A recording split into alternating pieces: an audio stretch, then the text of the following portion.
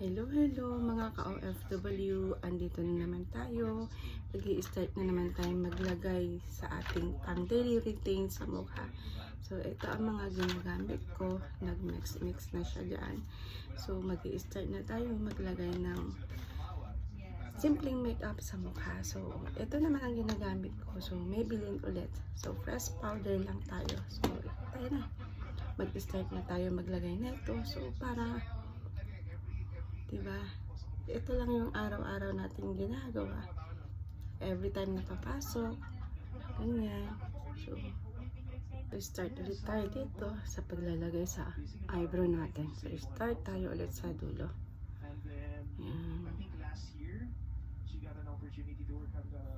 Tapos, kunin mo rin dito sa taas, pababa. So, mula dito hanggang dun sa dulo. Ayan. Tapos dito rin sa isa. Laging dulo lagi. Pero nasa sa inyo rin kung saan kayo komportable maglagay ng eyebrow nyo. Kung saan uunahin. Pwede rin sa umpisa. Pwede rin sa dulo. Nasa sa inyo yan kung anong gusto nyo. Kung alin ang uunahin nyo. So, yan. Diba?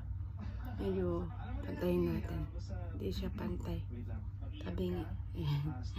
Sa dulo din. Ayan.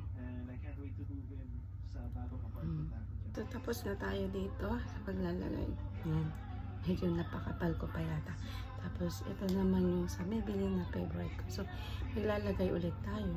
Ito yung araw-araw. Parang hindi ka komportable pagka wala kang ganito talaga. So, kailangan mo talagang ilagay. Kahit pinatamad ka na, kahit na naghahabol ka ng oras, kailangan mo pa rin siya maglagay kasi nga parang hindi kompleto ang araw mo pag wala nito, diba? Yun lang siya kadali.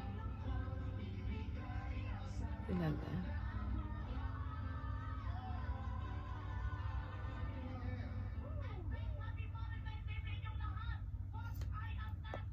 Ayan na, tapos na. Ito lang. Lipstick naman tayo. Ito, tapos na siya. So, ito lang siya. Simple lang. Hindi siya ganun kapal. So, tayo mag-lipstick na. Gagamitin natin yung lipstick na tcharan! So, matte din naman siya. So, ito na lang ang gamitin natin para maiba naman. Diba? Ayan na siya. Ayan.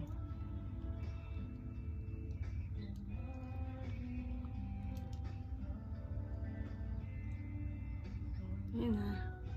Kanti pa.